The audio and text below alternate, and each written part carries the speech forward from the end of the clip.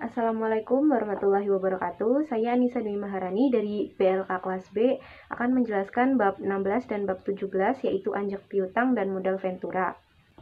Yang pertama, saya akan menjelaskan mengenai pengertian dari anjak piutang. Pengertian anjak piutang sendiri menurut Keputusan Menteri Keuangan nomor 1251 garis miring KMK titik 013 garis miring 1988 pada tanggal 20 Desember 1988 adalah badan usaha yang melakukan kegiatan pembiayaan dalam bentuk pembelian atau pengalihan serta pengurusan piutang atau tagihan jangka pendek suatu perusahaan dari transaksi perdagangan dari luar maupun dalam negeri.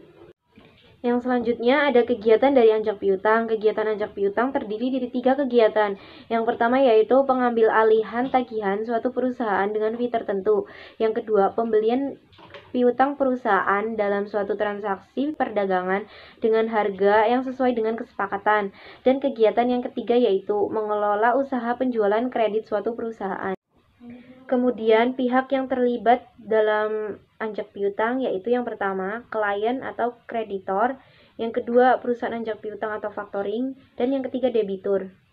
Selanjutnya ada jasa-jasa yang diberikan, yaitu dibagi menjadi 2, jasa pembiayaan dan jasa non-pembiayaan. Jasa non-pembiayaan meliputi analisis kelayakan suatu kredit, lalu melakukan administrasi kredit, dan lain-lain.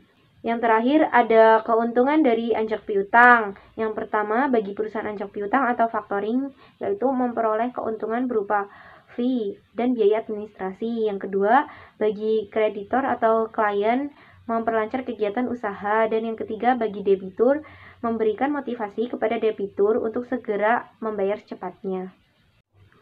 Selanjutnya saya akan menjelaskan bab selanjutnya, bab 17 mengenai modal ventura. Yang pertama terdapat pengertian modal ventura menurut Keputusan Presiden nomor 61 tahun 1988 yaitu badan usaha yang melakukan kegiatan pembiayaan dalam bentuk penyertaan modal ke dalam suatu perusahaan yang menerima bantuan pembiayaan. Kemudian terdapat tujuan didirikannya modal ventura yaitu membantu perusahaan yang sedang mengalami kekurangan likuiditas, lalu membantu pendirian perusahaan baru di mana tingkat resiko kerugiannya sangat besar dan lain-lain.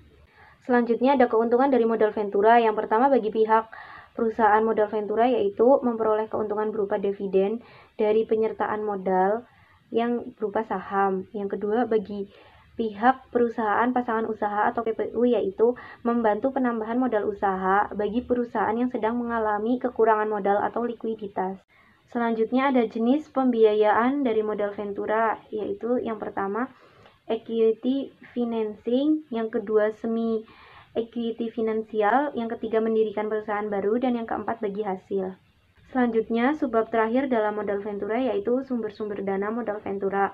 Dibagi menjadi 2 dari dalam perusahaan dan luar perusahaan. Dalam dari perusahaan salah satunya berupa laba yang ditahan dan lain-lain, sedangkan dari yang luar perusahaan berupa pinjaman dari dunia perbankan dan lain-lain.